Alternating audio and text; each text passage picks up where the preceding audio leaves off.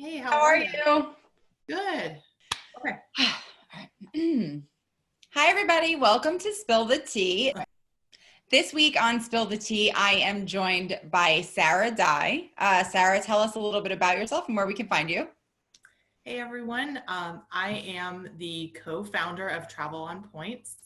We have a website and a Facebook group. We're geared towards helping people live what we call their top life. So teaching people how to travel however they want to, whatever works for them, using points and miles to make it as inexpensive as possible. Okay, so it's Travel on Points in the Facebook group. And tell us the website. The website is travel-on-points.com. It will be in the show notes and across the screen. Thanks. So thank you so much for coming and hanging out with me on this lovely day in the middle of quarantine. Yes. Everybody, please subscribe. I need subscribers like you would not believe. I got lots of views, but nobody likes to subscribe to anything. I think because they're afraid they're going to get emails. I'm not sending you any emails. Don't worry. We're not doing data collection, so just subscribe to me because it helps.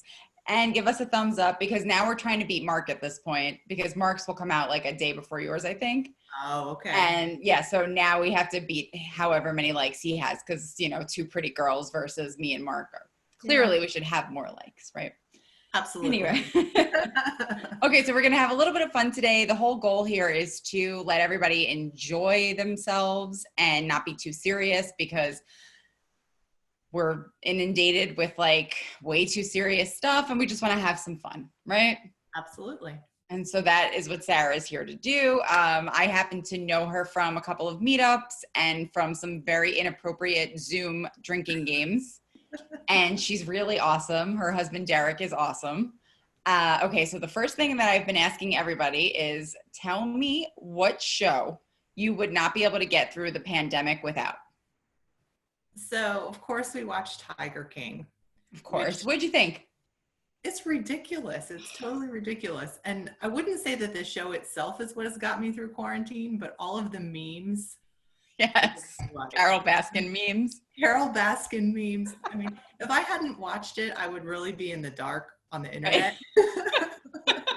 So I can't say that like the show itself was all that great, but like the way the directions that people are running with it is just, yes. I can't resist. So I think I'd have to say that one. Okay. So my friends Travel Fanboy and Tim from The Better Life, they're two casino podcasters. They did a chat last week and somebody asked the best question. They asked them both if you had to be one of the characters in Tiger King, which one would you be? So my question to you is, which one would you be married to? I know. Oh gosh. I mean, I guess as a female, it'd be pretty easy to say Joe Exotic. Really? Because I don't think he'd be interested. So it would be like. So you were like, I can marry him, but he won't sleep with me. So I'm good there. No, you have to pick some. No. That's the easy way out. Oh God. I don't know. There's really, I think I would join the convent first. Well, I will answer the question. Okay, you tell me. Because I've thought a lot about it since. Yeah. And I think I would go with the guy who took over Joe Exotic's farm. Oh. Of the three. Okay. Only because he seemed to kind of like not be a total sociopath in the sense that like he wasn't the one who tried to get anybody killed. And at the end, he kind of made me laugh when he was like, but right after you have the baby, you're going to get your body back, right? And then he showed the picture. And like, I could see myself doing that to my mate. So you identify with him. I identified with that one small piece of him. That's funny. However, I definitely would be Carol if I was any character because I'm a crazy dog rescue person and, you know. It's like what I do, so I would be the crazy Carol bitch. Well, there's kind of a lack of interesting female characters in that show, so. Right. Right. And I actually liked her because she speaks. I mean, it's hard to tell whether she was a hero or not. Right. Right. But if she's legit about the way she feels about the animals, then, you know, you can be as crazy as you want. Like I always say, like if OJ Simpson adopted a dog and went like adopt, don't shop, I'd be like, he's a good person. So that's just me. Well, love of animals is definitely a sign of a good person in my opinion. Absolutely. Yeah. It means like, you know, good heart. Oh, what can I say? Okay. So this week, a lot of interesting things have been happening with like credit cards, miles and points, and all that fun stuff that we love to talk about, us miles and points nerds. So tell me like anything that's happened that you thought was like super noteworthy, or were there any changes that shocked you, or do you think like everything is just like business as usual? I think that it's definitely not business as usual, put it that way. I think that a lot of the issuers are now a little bit more concerned about who they're giving credit cards to. And as a result, that's kind of impacting our points and miles space. On the blogger side of things, we're not seeing as many good incentives or any incentives at all to market certain cards to people. Mm-hmm. Certainly that's not what motivates us at Travel on Points. And I'm sure the other bloggers that we deal with, have good editorial integrity, but in terms of running the business side of it, it's definitely drying up. And I think what we're seeing is that issuers don't want people who might be higher risk. People could lose their jobs in this environment or take a cut in pay. And so some of the higher end cards aren't going to be getting the pushes that they were before, because it's great if you get the annual fee, but not great if somebody defaults. So like the Chase Inc. Preferred just got 80,000 points for 15,000 spend. $15,000 is a lot of money. Yeah, it's a lot. It's an attractive offer, but it's a lot. It's a lot of spend that a lot of people, if you're stuck at home, how are you going to spend $15,000? You got to think about that. Wait, wasn't that 100? It is 100. You're right. Okay. Because the 80 is usually 3 or 5, right? Yeah. Okay. Mm-hmm. Right. It was 5 for 80. Now it's 100 for 15. But like still, I would rather just take the 80 at that point, so that I can, like put my efforts elsewhere. Right. Yeah. I mean, I think 100,000 points is definitely the highest it's been. So it's something that, it's attractive. You can't really, and depending on your earning strategy, yours can be a little bit harder to earn. Right. And it's a business card, which are usually meant for legitimate businesses. Right. And so they tend to have more expenses than. Sure. Yeah. But I mean, business expenses aside, I guess your business could have a lot of expenses right now, but generally speaking, you think they might have less because they're trying to save wherever they can. Right.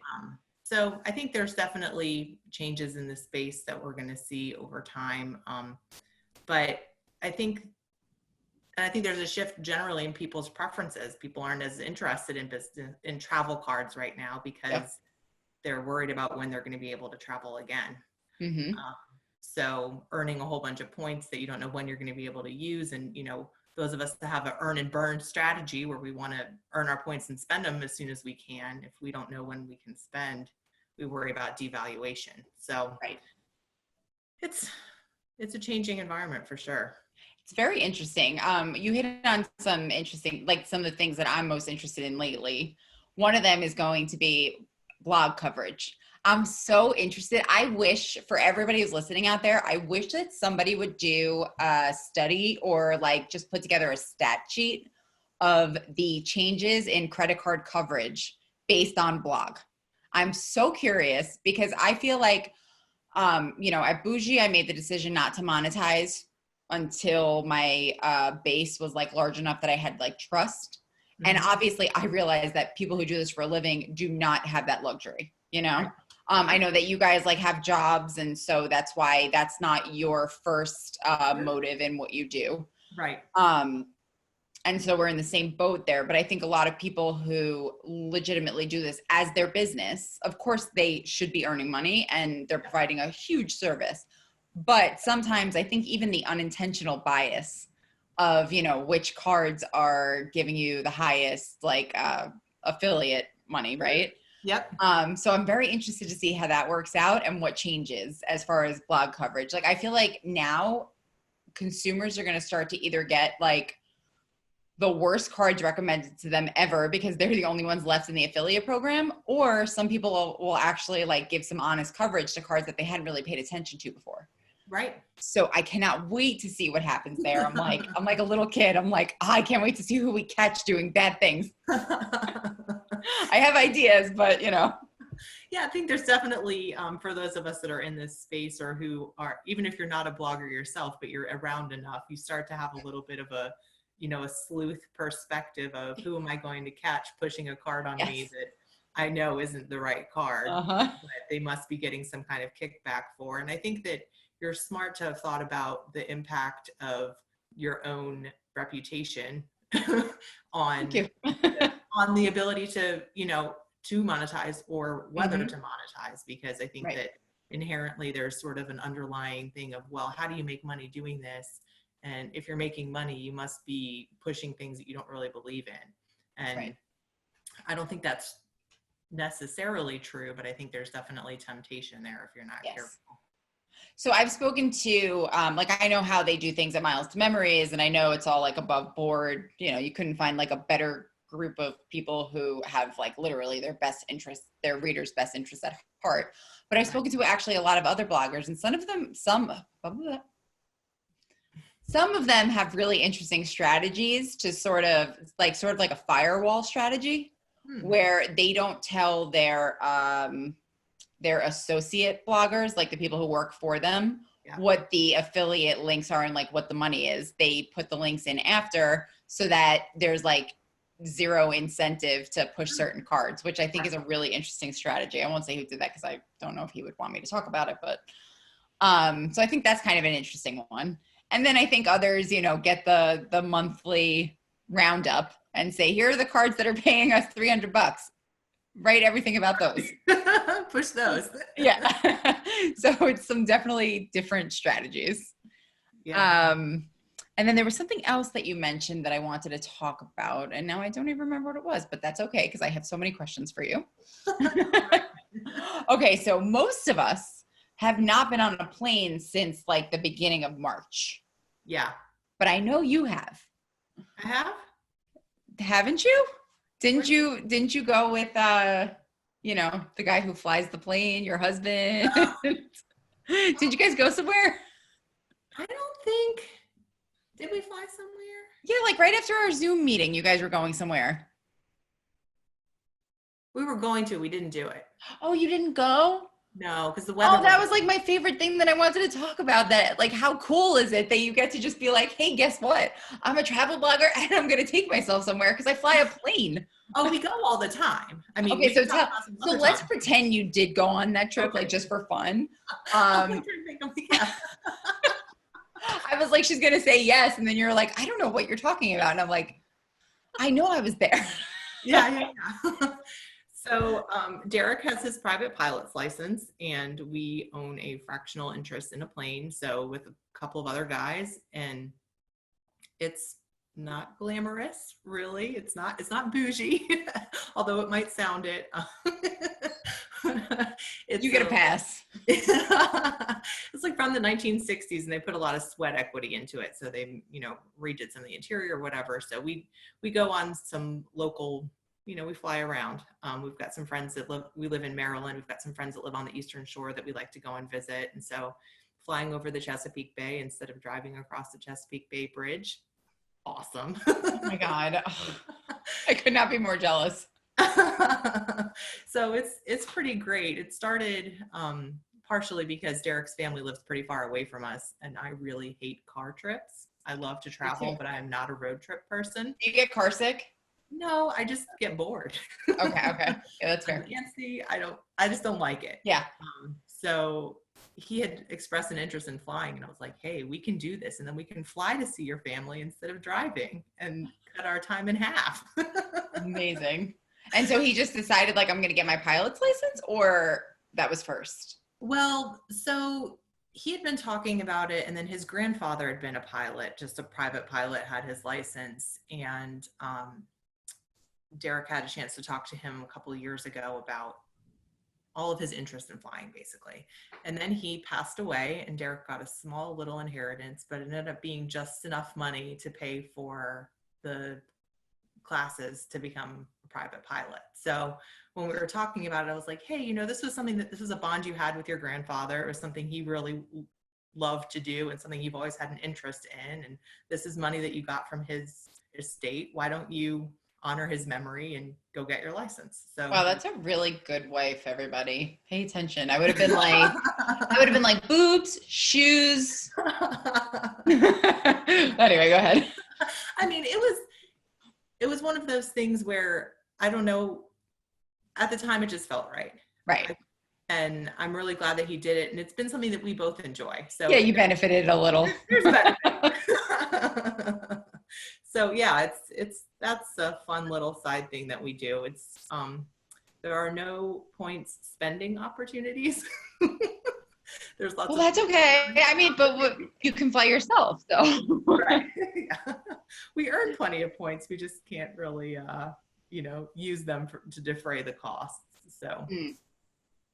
But yeah. As is the case with like everything good in life, I think. Like I know, like for our pets, right? Like you guys have a dog, right? Yeah. It's hard to find ways to like maximize the spending for them. I know. We were actually talking about that recently. One of the admins of our site and writers for our blog, Meredith, she was talking about how their pet expenses are a huge portion of their budget too. And she was like, we need a card that maximizes this. Yeah. Well, I'm really happy to see that Chewy at least is now on shopping portals. Yeah. Because I mean, when I started in this game, it was Petco or sometimes PetSmart, right? But like, I mean, I don't know about you, but my pets are way bougier than I am. And they don't sell their food at Petco or PetSmart. Oh, really? Oh yeah. So, we have to special order it from whoever but at least Chewy does have some of their stuff and they are now on there. Yeah. Yeah. I like basically, we're never retiring because you can't really take a tax deduction for the pets and I don't ever see those going down. Okay. So talk to me. Are you like a credit card expert person? Somewhat. I So mean, you think you're like, not you think, but like you're like a jack of all trades in what we do, like Yep. the whole miles and points sphere. Yep. Okay. Mm-hmm. How do you feel about the Citi changes? So I don't think they're great. I think it's going to be hard for people to, I don't know. There's just there are other cards that are better in the categories that they tried to make it better in. Yeah. And so I don't see people jumping at the premiere. Right. To do what it's going to do. Agree. So, You think most people will get rid of it? Possibly. There's some good downgrade opportunities with Citi. Mm-hmm. I mean, if it were me, I don't have a premiere. If I did, I think Derrick does. But yeah, I'm sure you guys probably have like one of each. Yeah, right? we kind of balance and try and not duplicate unless it's something that's super valuable. I would downgrade to a double cash. I guess it depends on if you have another thank you points earning card. There's some other variables there, but in general, I don't see the premiere as being the changes being. When they take that away, personally, I already hate Citi. Oh, I think their website is a nightmare. Oh, it is. Yeah. Right. And like, I am not a transfer partner person unless I'm doing, like a huge flight, like an aspirational flight. Right. So my thing is finding good good flights that earn a ton of miles and points on like qualified, like elite qualifying miles. Mm-hmm. That's what I like. Right. Okay. So I tend to find like, if I can find like a $3,000 first class flight from here to Europe, I'm doing that with my like 1.5 or my 35% back on Amex. Okay. So that I can get my status and my miles and points and all that nonsense. Right. Uh-huh. So like for me, the transfer partners are for the $30,000 flights. They're for like, the suites and the apartments, things like that. Mm-hmm. And I don't need Citi for that, Yeah. So right now they're my go-to for like, whenever I really don't want to spend money on something, I'm like, oh, just use Citi points. But it's funny that you guys are both miles and points people. There's That's definitely very rare. Yeah, there's a division of labor though. I mean, Derrick really loves the redemption side. He really geeks out over the award charts and finding the perfect thing. And, you know, his expert flyer is always Oh, open and every alert possible set. And, you know, and then he's always like, hey, we're going to go do this. And I'm like, no, we're not, because we don't have the time. So even though we're both points and miles people, there's definitely like, it's inefficient for us to both know everything. There are certain right. things that we definitely both know, but when it comes to the redemption side, that's definitely his passion. And I'm just like, this is where I want to go. And I know we have the points. So That's an interesting point. He can't ever tell you that you don't like, you know, like, oh, we can't really get there because you're like, no, because we have X, Y, and Z miles. right. Like I know we can make this work. So yeah, I mean, it's definitely the redemption side is his department. The earn side is a little bit more mine. I'm, you know, he jokes that I'm player one. So Yeah. Although, well, that's an interesting one. Because I feel like player one, I don't even know that you guys are player one, player two. I feel like you guys are both player one. Yeah, I mean, I think we are, but I mean, Yeah. I got us into miles and points. I have That's the chase interesting. cards. You know, there's a few Wait, things. you got you guys into it and he's the redemption geek? Yeah. How did So that happen? he's just a little obsessive about things. Yeah. Okay. So if he gets bitten by the bug, there is no stopping him from learning and doing and being Uh-huh. everything. Okay. So He sounds like me.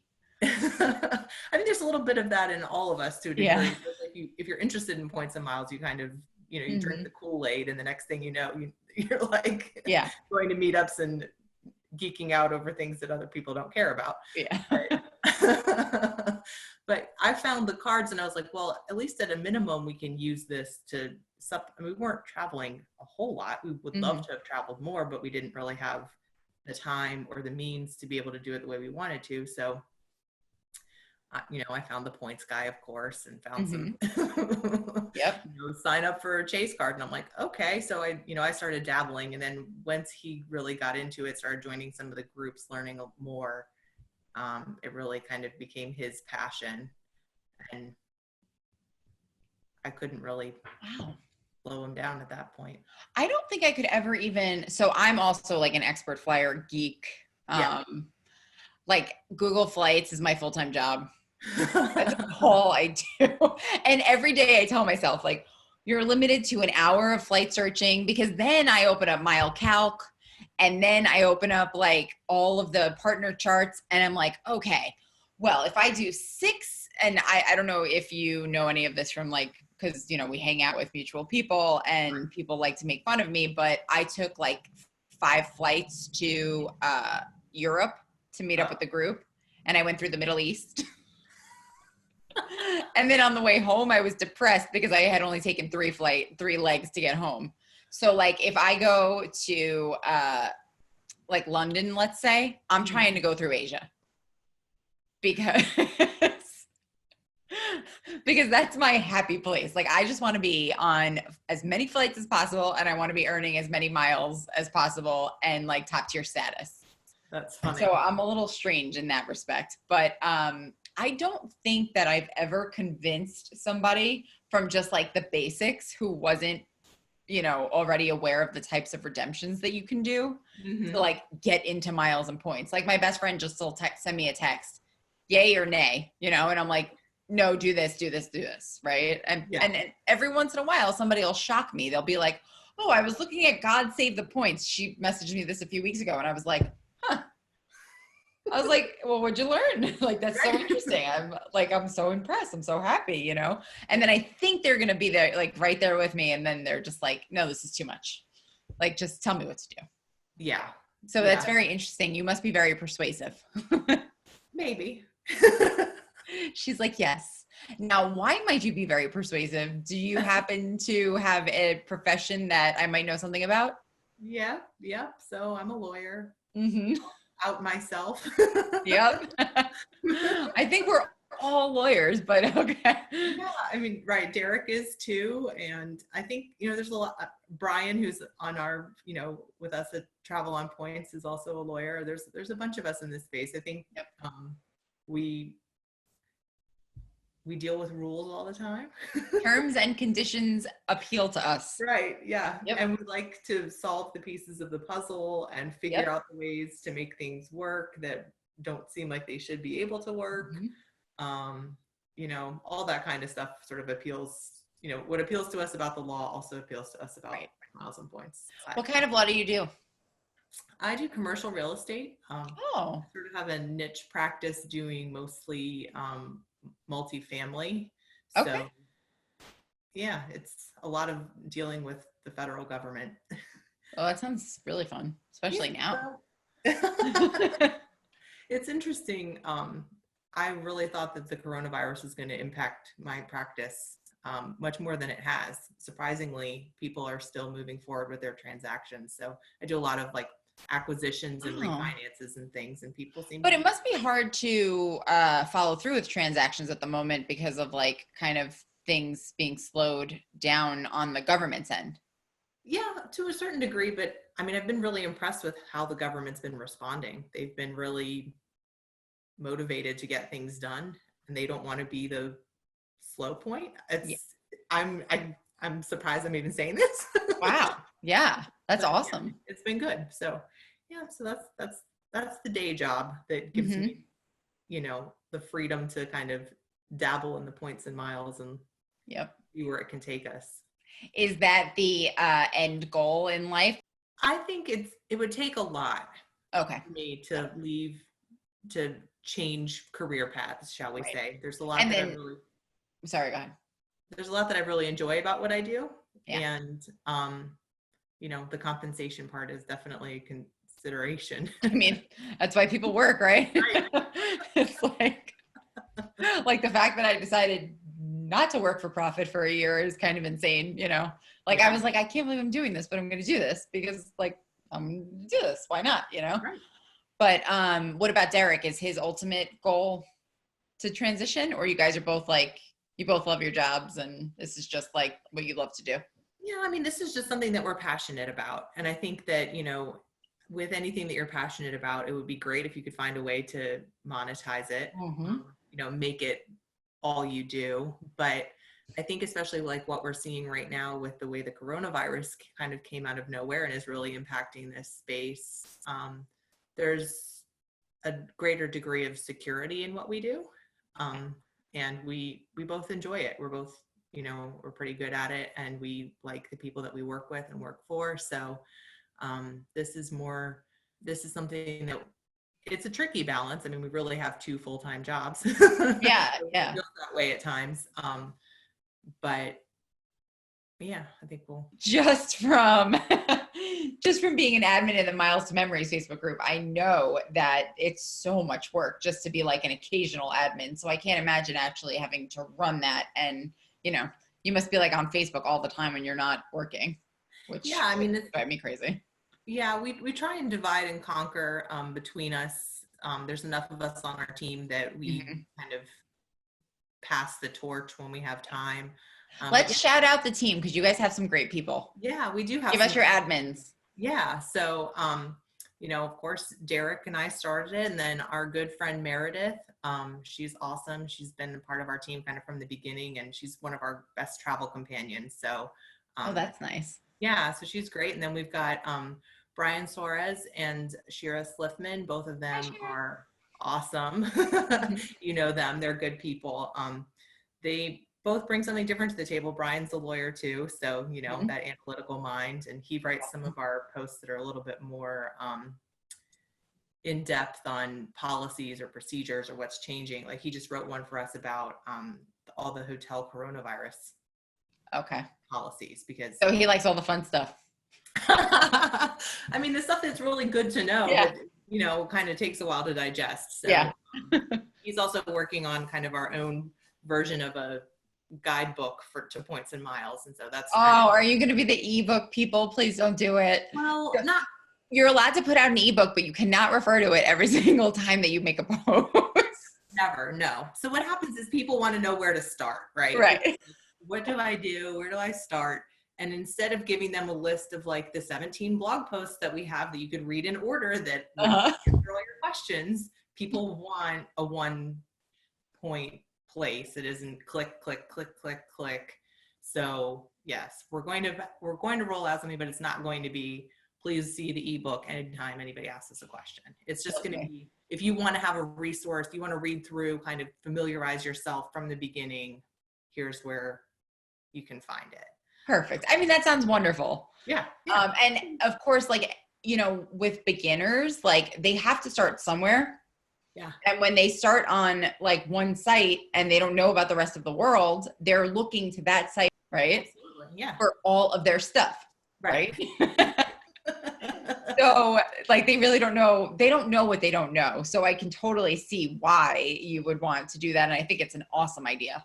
Yeah. It just kills me when like, you know, somebody will be like, somebody in our space, I can think of a couple people who are like, oh, I wrote a book. I'm like, yeah, kind of. Right. It's like me saying I'm a movie star, you know?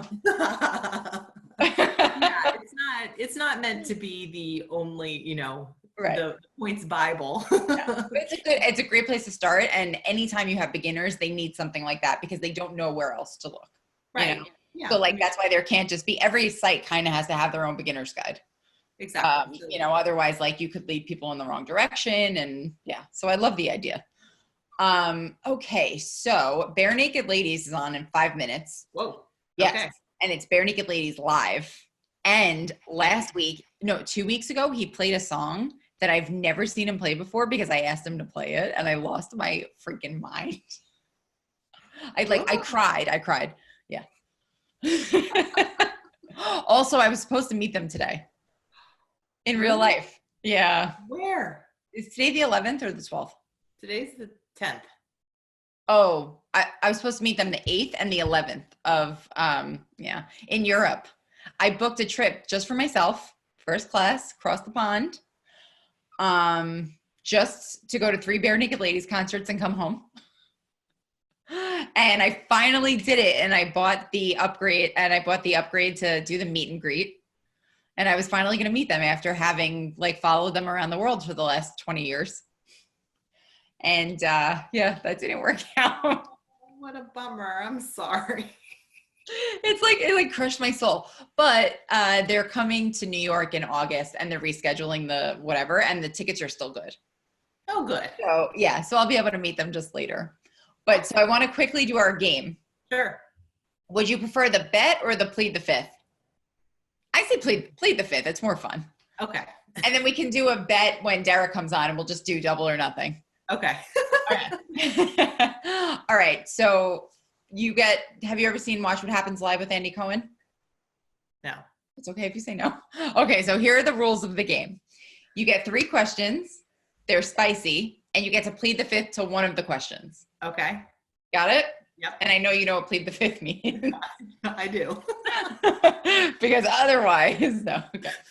Okay. So your first question is shag, marry, kill. Yeah, this one's fun. I would not plead the fifth to this one if I were you. Okay. I would do it on the next one if you were going to. Okay. Do you want guys or girls? Guys. Okay. All right. Let's go with Greg from Frequent Miler.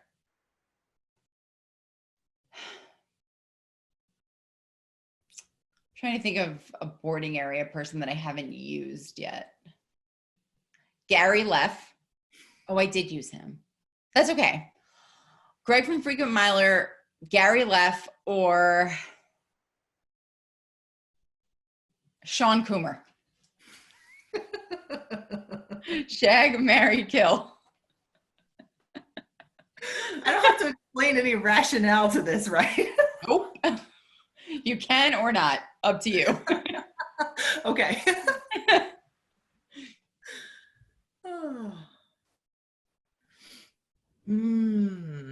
Sarah's like, I hate you. It's so fun though to hear like what people, you know, the rationale or not rationale that people end up picking for these?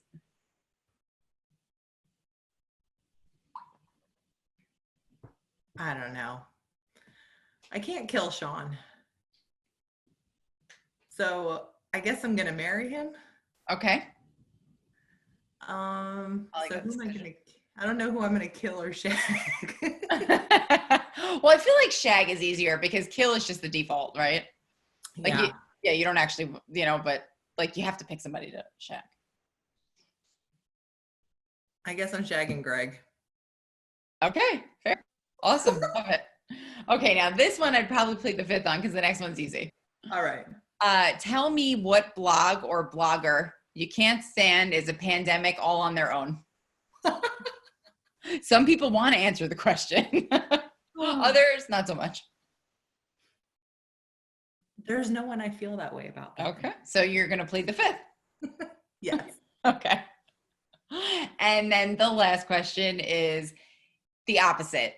Who's your favorite? Who do you think is the best? Who gives you the biggest run for your money as best blogger of all time? Well, I married him already, didn't I? Okay, but you're not allowed to pick your husband. Just like I told Mark he wasn't allowed to pick his boss. So other than okay, well, aside from the one I married in real life, there's one that I married on your show in your last question. So Sean Coomer. So I'll go with Miles to Memory. It's just the whole team. Can I pick? Love it. Oh yes, you can. Absolutely. Okay. The whole blog is, Yeah. And I'm part of that team, so yay. Yeah, I think that's a great answer, and I couldn't agree with you more. Awesome. All right. So again, tell us where we can find you.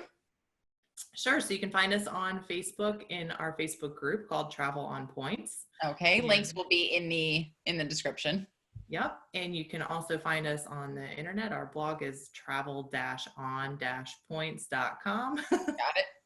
I know you'll link that for us too. And we would love to chat with anybody. We love helping people live their top life and figure out how to get where they want to go and let Points and Miles take them there. Yes. And I can attest that these people are freaking awesome. I love them. And if you ever see them at a meetup or anything, go talk to them and maybe even go because they'll be there. Yeah. Okay. So Sarah, thank you so much for coming. Thank you for having me.